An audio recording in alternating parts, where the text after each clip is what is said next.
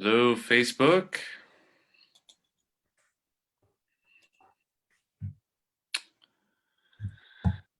Greetings, everybody. Welcome to Lunar Alchemy. I'm really excited about this week because we're going to be concluding our transit through the codon ring of light with gate 11, where the sun is currently situated. And that brings us into a discussion of the shadow of obscurity and really overall how light impacts our experience as an evolutionary being and how we can engage with the archetypes of our collective consciousness to move our evolution in a new direction as individuals or to embrace our destiny as a collective. So I'm really excited. I'm John. If you haven't joined us before with Lunar Alchemy, here as always is Bella, who I'm very excited to be speaking about this topic with, because Bella, I know that Gene Key 11 is a significant energy pattern for you, and I'm really excited to hear about what you have to share and your experience with this particular energy that's going on now. Yeah, let's see what we bring out today. And by the way, if you're watching on Facebook, let us know if you have Gene Key 11 somewhere in your hologenetic profile or in your human design. I'd love to see how many people are watching who are also engaged with this particular energy in an individual way. So, Bella, what are you feeling? Well, isn't it this thing about light and darkness and how easy it is to go into duality of like the light and the dark, and duality with everything instead of seeing the polarity and that both sides of both extremes of the spectrum. So I feel like there is tension at, like now close to the end of the year. I feel like I'm more tuned into kind of the collective maybe than myself as I'm seeing those dynamics. And I've had a lot of questions. I think I haven't had this many questions about being in the States since COVID started, because that's when people were like, are you sure you want to be there? Are you sure? And now, maybe it has to do with the Pluto being in the same place as soon as when the United States, the Declaration of Freedom. I think that for this country right now, there is a lot of tension, and we're going to see for the next few weeks, like going over to the new year, there are going to be tensions. There are going to be things that come up to the surface. There are going to be those two sides that are in friction against each other. And I feel like that's when we look at the 11 and the duality or the polarities that it's made up of, it's perfect. Even if it's not comfortable, maybe it's where we are right now. Yeah, when I was considering this particular gene key in preparation for our discussion today, it really struck me how the movements over the maybe last 9 years or so, especially since 2012, have brought into focus how our relationship with light is either moving our evolution forward, in other words, allowing us to integrate the archetypal patterns of our programming or to transcend them, or if it's causing us to go deeper into those patterns to discover more about the experience of the embodiment of those patterns along the way before we can choose something new. And one of those, the duality of light and versus dark, which is how we often experience that contrast. really brings into focus so many elements of spiritual movements going on right now, where they're, for a long time now, people have been recognizing there's an aspect of this spirituality where people are focused only on the light, where love and light is the only reality that is valued. And then there are some people who are focused only on what we might call the darkness, the underexposed, the unexamined aspects of society, the underbelly of what's happening behind the scenes, the conspiracy theories and all of those types of things. We've seen these two movements really proliferating in an incredible way over the last, in my experience, since about 2012, is when that really started to pick up quite a bit. So I'm interested to see where we get to today, and Bella, your perspective on the collective. I was intrigued. You had a post that you put up a couple days ago, I think, about the connection between gates 1 and 2, or the gene keys 1 and 2, which are part of the bookends of the gene keys, of course, heaven and earth, and 11, because what is gene key 11? But it's earth, or the receptive, over heaven, or the creative. So I'd love to hear your insight about what's going on with this. I mean, here we are speaking about a new way of relating to polarities. So we are seeing, well, first of all, it says, the mystic union between heaven and earth. And it's about anchoring the light within the body to see the world as it truly is, to not see it right or wrong, black and white. And I think when we look here at the frequency bands, where it comes from is that we're making a weave. It's a geometry that comes from those two trigrams. So 11, which is the first, if you know the 11th gene key, obscurity, idealism, and light, that is the frequency band. But it actually comes from the combination of, this is a second gene key, dislocation, orientation, unity, and the first gene key, entropy, freshness, beauty. So we can see that here we have earth over heaven, and this is the geometry. So when we look at the gift frequency, idealism is orienting freshness. So I think when we think about idealism, we often can think about political parties, for example, or a leader that has these ideals that he's like enforcing on the people, for good or for bad.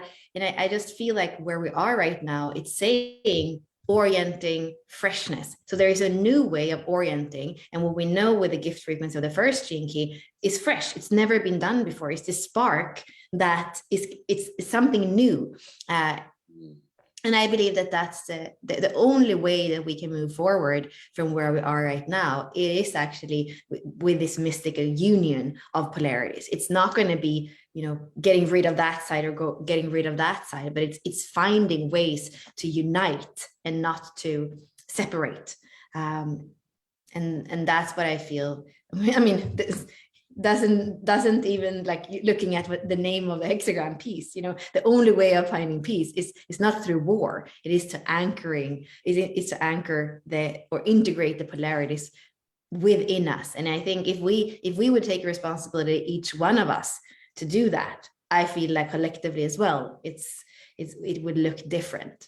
But as long as we decide either white or black, we are going to continue, in this obscurity, this dislocation, this entropy, where it looks like there is no way out. And both the first and the second gene key, when we look at the body graph, it's part of that middle pillar, which is the individual.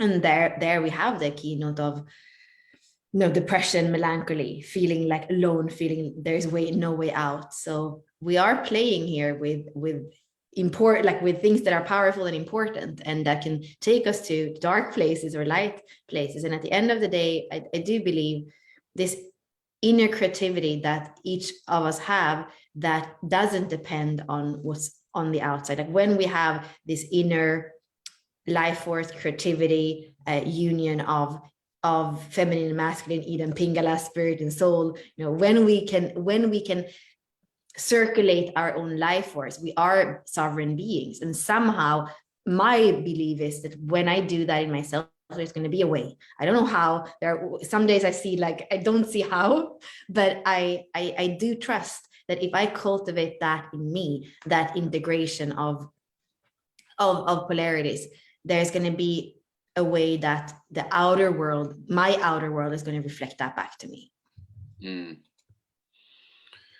Yeah, I mean, the way that, I mean, this topic is so big in some ways that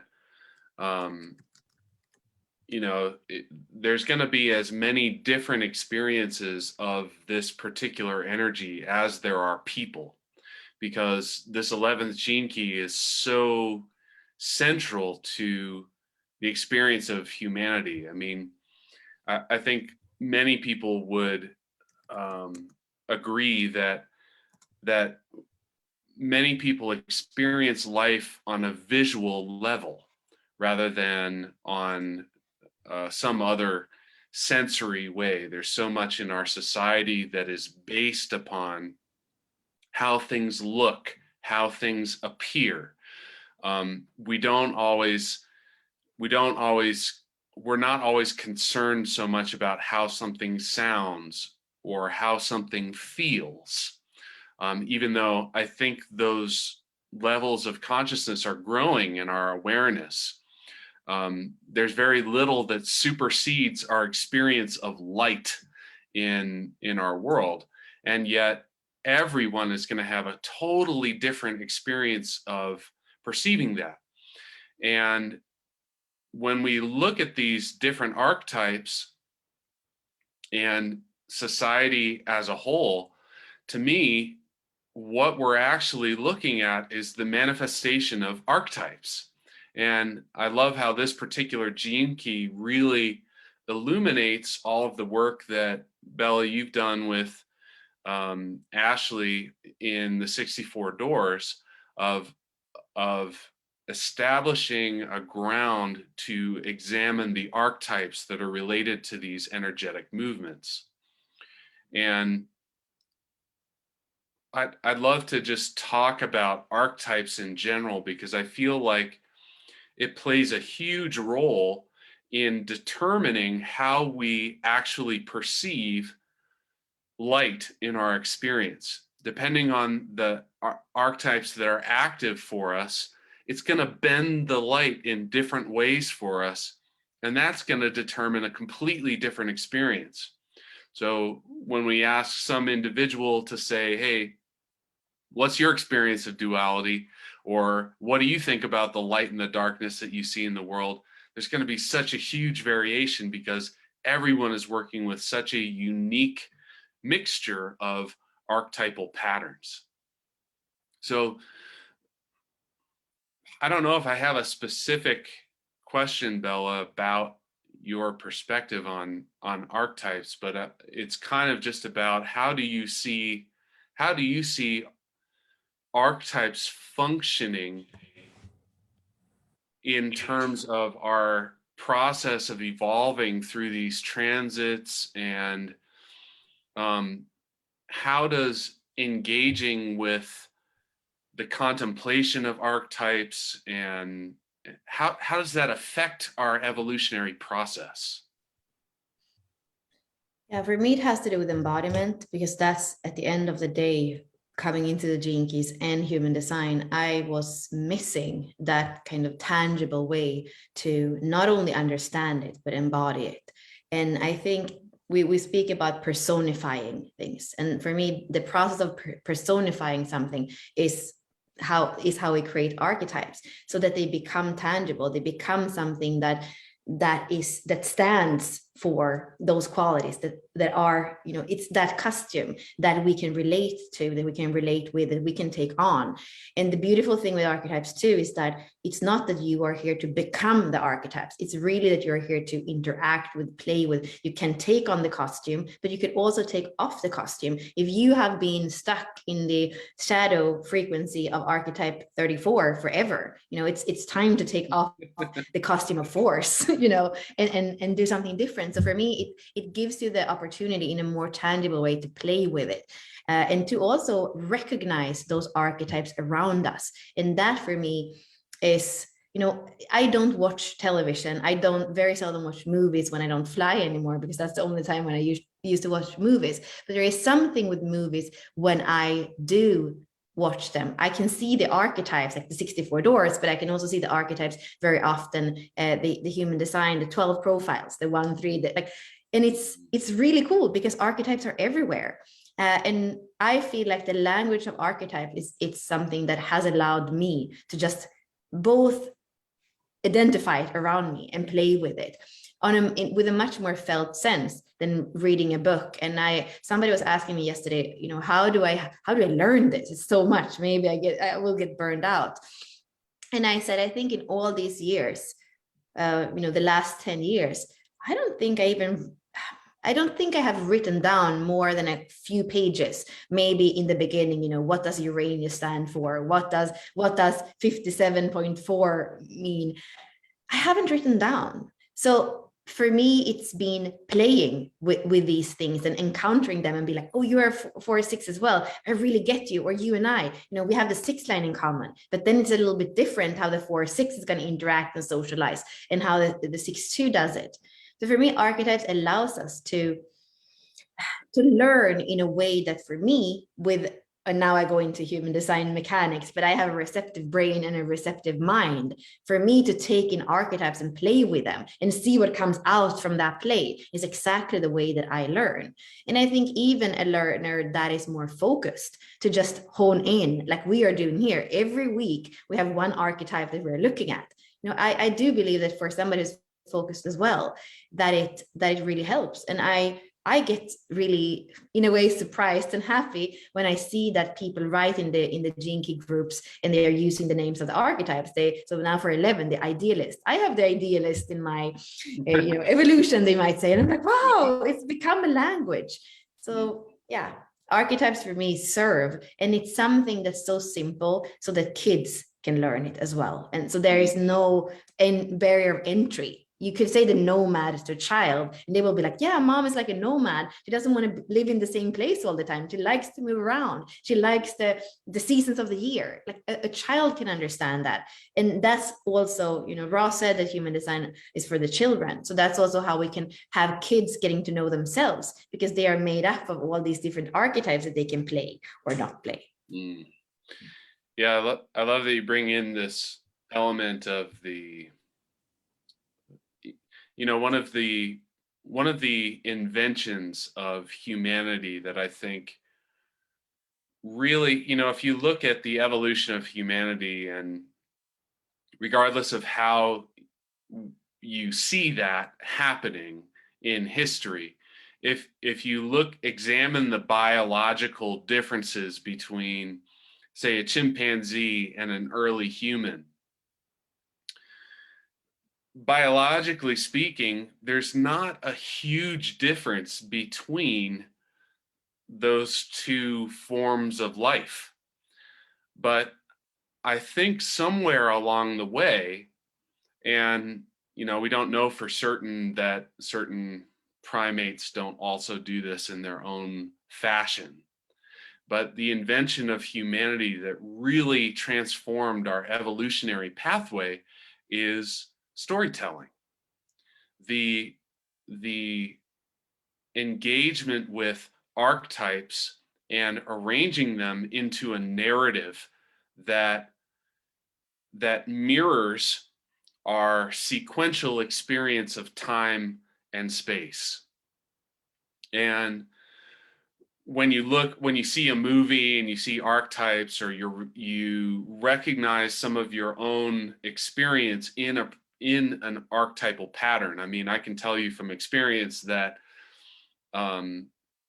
learning through the 34th gene key's shadow of force, that's a painful lesson when you finally get it, because it's going to smack you back, because that's how the energy of the universe works. When you use force, it's going to come back at you in some form.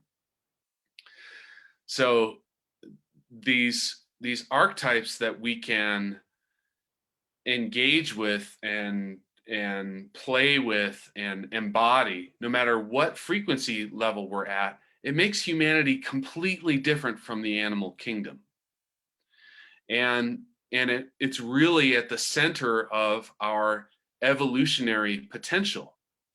You know, when we look at this frequency band of the gene keys and we start to examine the potential for the manifestation of a Siddhi frequency in a human being, almost without exception, the Siddhic frequencies all focus upon the dissolution of the individual as a personification of humanity. There's no longer an individual there to experience anything. This is what it's about, the end of all boundaries between self and other. And it really describes that transcendence of duality that we're talking about, this light and darkness. And so because of that, when we're looking last week in the 9th gene key, which centers around the function of the ego, here we have a development of that ego through the archetypal connections that we either unconsciously engage with or we play with on a conscious level.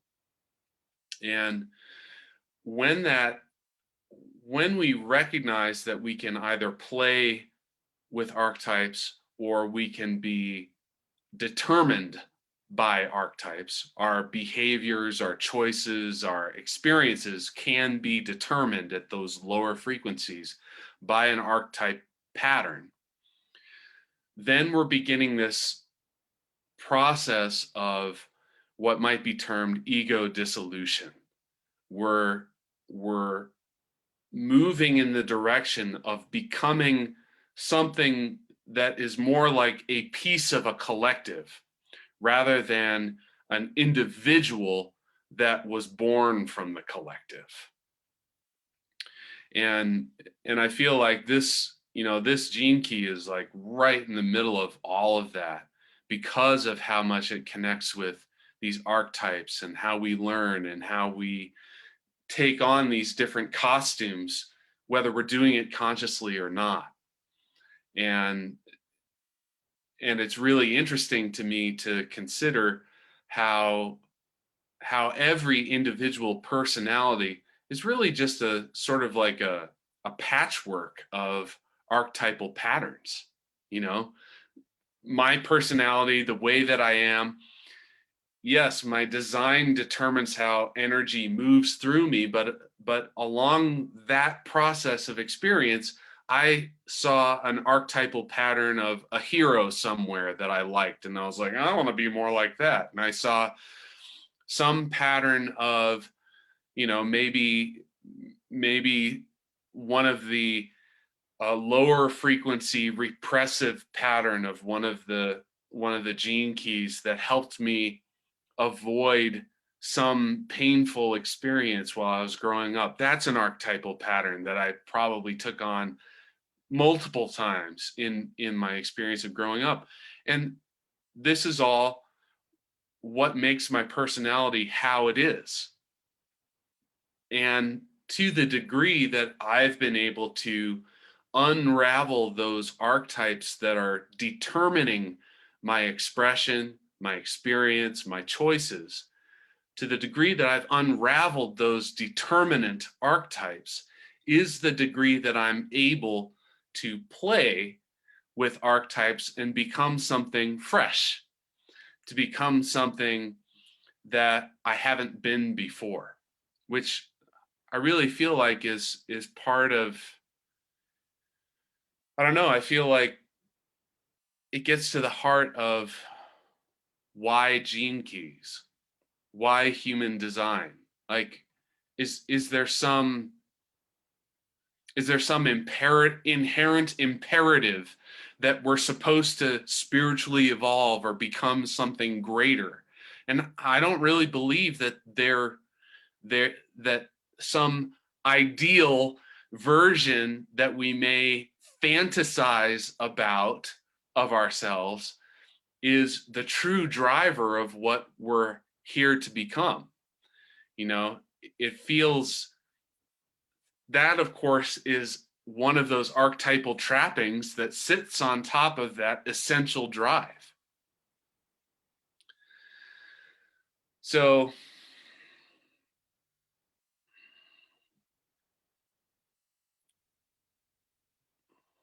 Bella, what else about this energy pattern or this transit that's going on right now?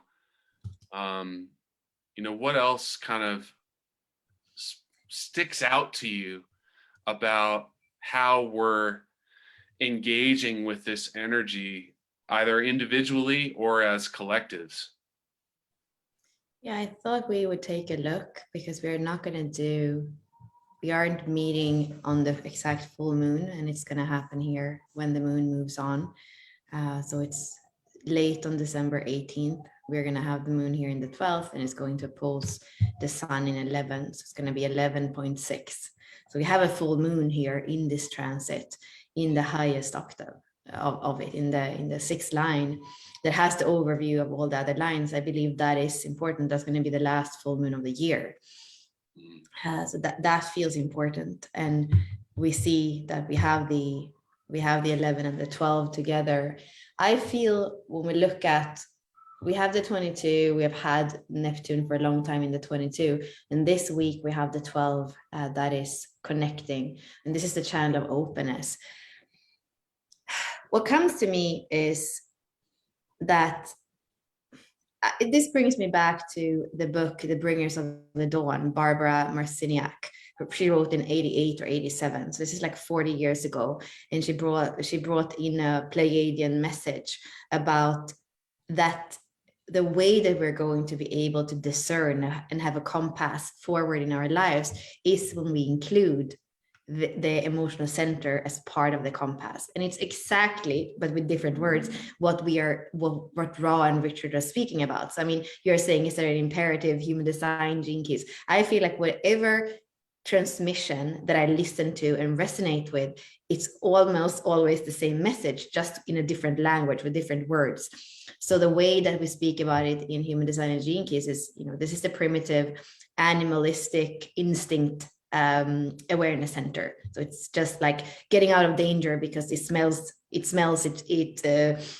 sounds like all our senses are telling us what we need to avoid to survive, basically. And then we have the left brain, or our mind, our ajna, that is problem solving, and that can also help us to survive. And this is what humans have. And here is where we have the mutation right now in the solar plexus. So instead of having the solar plexus like pulling us in different directions of despair and dishonor and reaction, what we're doing is purifying the center so it can serve not as our only compass, but together with this physical intuition that we have in the spleen and this intelligence that we have in the ajna, together with this emotional inner knowing that we're going to more and more have a clarity in our emotional. That's when we are sovereign beings. That's when we can have clarity and discernment of what's good for us and what isn't.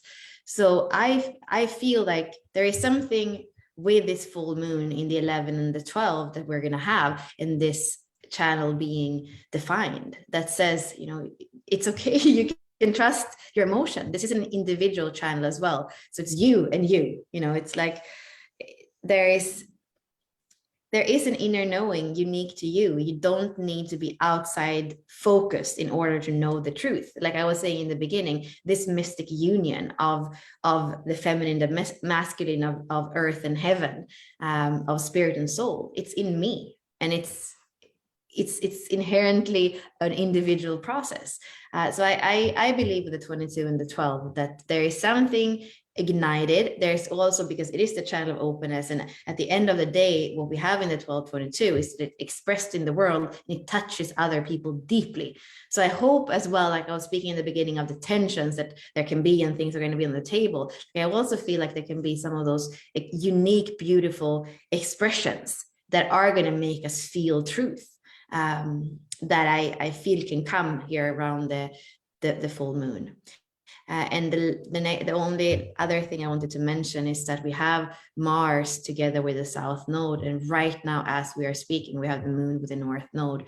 So again, this seeking of truth and some old beliefs, maybe. Mars is here on the South Node, and it feels like he's kind of battling and seeing, you know, what are the old beliefs that don't serve anymore? Where have we been forcing and making war where it doesn't serve to make war anymore? And kind of tuning in here to more the moon and the kind of receptive, and the North Node that says your truth is in the moment. We know that the 20 is all about the awareness in the now. When your truth is in the awareness in the now, in what you really feel and see there, you know, that's what the 20 is about. And it's kind of, we call it a tranquil, because it can be, it has such an inner centeredness, that even when there are some battles and some structures and some things that are falling apart, it still has that sense in every moment of what truth is, what presence is. So that feels as well like that is the tension that's going on right now, that I feel possibly is going to influence our transmission, because I don't know, like I don't think there are many times that we have done the transmission exactly when we have something powerful with the nodes and then the moon and Mars, you know, those closer planets that are impacting us all the time. This feels like it was meant to be, you know, that we're here right now, and that we get have the transmission before the full moon in a few days. Yeah, actually, that's an interesting point to bring up about these energetic transmissions and how it plays with the cycle of the lunar cycle. When we have a full moon, what we're having is a full illumination of all that is unconscious in terms of in terms of what is cosmically occurring. And the light source is the sun. The solar energy is being expressed in many different forms. Our eyes happen to be able to see the light spectrum and the color spectrum that we can perceive, but there are many other spectrums that we're unable to perceive: ultraviolet, infrared. There's so many different forms of energy that are coming out. And so this is directly related to our experience of light and how we integrate light into our body, which happens through the DNA primarily. The DNA is they're like light antennas. And some of that DNA is a subtle energetic form rather than the physical form that scientists can observe and to some degree manipulate in labs and that sort of thing. Scientists haven't quite unlocked the manipulation, one of those key words from last week's Gene Key 9, of the subtle forms of DNA expression that exist within our energy bodies and within our full beings. So when that full moon is completely lit up, all of the spectrums of the sun are actually reflecting off that moon surface, regardless of whether or not we can perceive it. And because of that, the energy that's coming down is all encompassing, because that reflection is a direct reflection. The alignment of the position of the moon, the position of the earth, and the position of the sun makes it such that we're getting a direct mirroring effect from the full moon. And what it's mirroring is all of those underbelly, unconscious experience, identities or archetypes that we may recognize in the world, whether it's an antichrist, the beast, Dr. Jekyll, and the Mr. Hyde side of our personality. The full moon is like holding up a mirror for you to look at. So when that is occurring and we have a transmission on the full moon, what we are doing is influencing not only our perception, but also our projection onto that moon, because we're entraining our energetic experience, our perception, and our energetic radiance, what we put out into the world, to be reflected back. And that process allows us to see what's being reflected, as well as to transform it in the moment. Now, at this moment, we have this lineup of the nodes, and we're moving into a full moon on Saturday. And so when we have a chance to integrate where we're headed with where we've been, the nodes, get those moving into harmony through us. Now, when the full moon occurs, our experience of the reflection is going to be different, because we have likely cleared away some of the unconscious patterns that skew our perception into an experience that lacks clarity.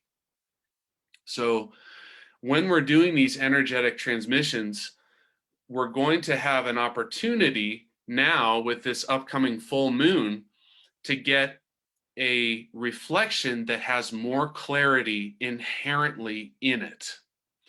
And this can allow you to take a really large jump forward in how you choose to relate to your experience of duality, of darkness, and of light.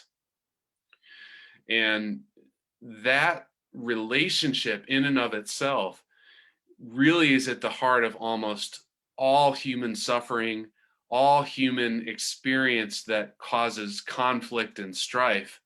Our beliefs and the pain that we experience as a result of our perception of that contrast of light and darkness is what ends up causing us to choose these archetypal patterns that have us locked in a low frequency band of expression. So this is right on, Bella. We're right in this like powerful moment, and coming into this full moon, it's a really, really incredible possibility that we're looking at. So Bella, I'd just love to hear your final thoughts moving into today. Is December 16th. So the solstice is approaching in 5 days or so, and we're coming up to the end of our calendar year. There's a lot of stuff that's on the horizon. People start thinking about completing their experience of 2021 and preparing for 2022. Many people are already deep in that process. What's your take on how this is creating a trajectory for us, and where would you go with it? I'm going to share again to just walk us through. I would say the archetypal journey again. So it feels like where we have been now in the cornering of light, and those weeks we have met in the cornering of light, those archetypes are teaching us their qualities. So we have been here in Sagittarius, 9, 5, 26, and 11. This is the cornering of light. And what I feel, our determination, our patience, our way of being able to kind of sell our truth or get a message across. And then in 11, how much light can you hold? These are all qualities that for these Christmas times, whether we are with family, and there are some of these, everything we say with the gene keys is that is in the lineage that our biggest work lies, because we're here to do something that nobody else in our lineage before has been able to do: transcend something, dissolve something, work with those core wounds and flip the coin so that they become our vocation. So I believe that happens if we come together in Christmas. But I also think it's different. I mean, and even if you're not Christian, there are often, this is the period of the year that often we come together, whatever tradition that we're coming together around. I think also when, like in my case, I can't travel this year, or I choose not to travel this year. And that's going to bring up a whole lot of other things than what it would have been to go back and be in that aura that sometimes bring up things. But to be far is bringing up also these things in another way. So I think that as we do that, in order to not fall down in some kind of old struggle, or I think that the determination, the patience, the inner knowing, the holding the light is super important. And I think, speaking about trajectory, what is important, we're going into Capricorn, which is about building anew, creating foundation, new structures. And I think it's so interesting that we're starting with the 10 and the 58. You think Capricorn is working hard and, like up the sleeves, but it's starting with the 10 and the 58. And what are the 10 and the 58? The 10 is self-love. Every moment that you're in, you behave like who you are naturally, so that people just can feel how empowered you are and that you have love for yourself and love for life.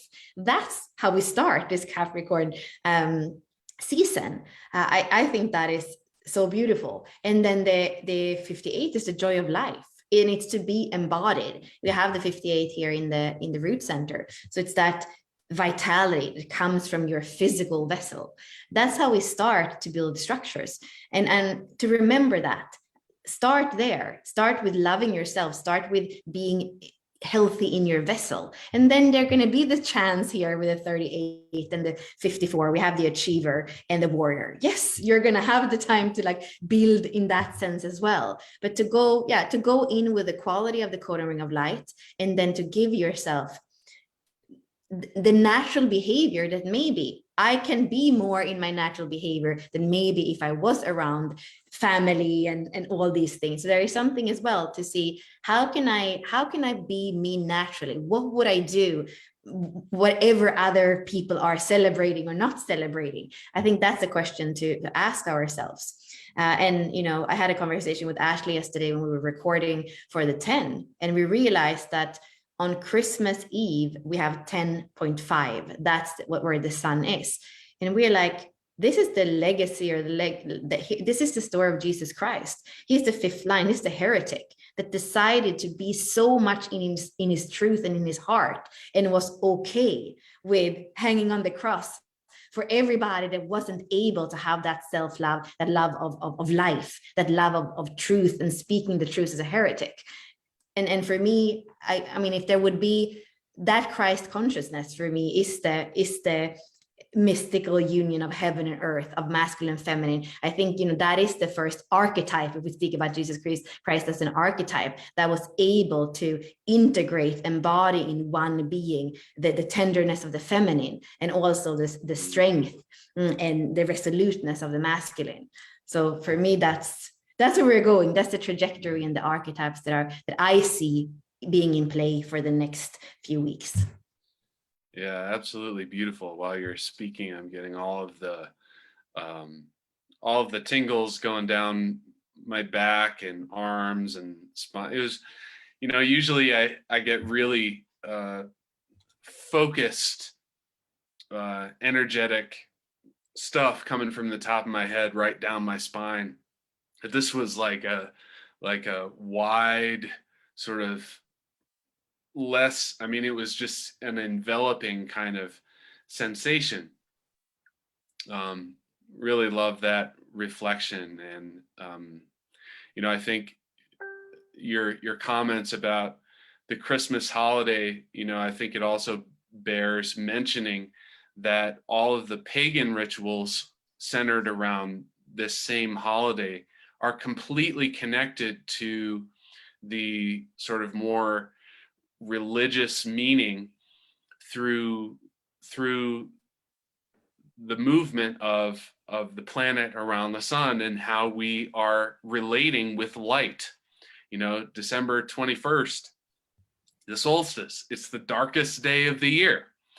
And then 3 days following that, on December 25th, if we were not using scientific instruments and we were just observing, where does the sun come up every day on the horizon? We were tracking that and seeing it. December 25th is the first day where the sun begins to move northwards again, as we're in the northern hemisphere. And that is what signals the increase of the light, which for humans in a survival, a direct survival pattern, signifies a returning towards the direction of life, rather than moving deeper and deeper towards the underworld and the darkness of death. So, all of these things are coming together through us, and it's a really exciting time. So for those of you on Facebook, thank you for joining us to experience the quantum energetic transmissions that we offer every week through Lunar Alchemy. You can click on the link in the comments to join us with a solar membership. And Bella and I will be meeting also at the same time next week on the 23rd. And we'll complete the year on the 30th, the following Thursday. So feel free to tune in for our discussions. And I hope each of you has a beautiful full moon weekend, and that this discussion resonates and reverberates through your experience, and that you're able to create something fresh through all of this. So we'll see you next time on Facebook. We'll continue with our members now for the transmission portion. So see you next time.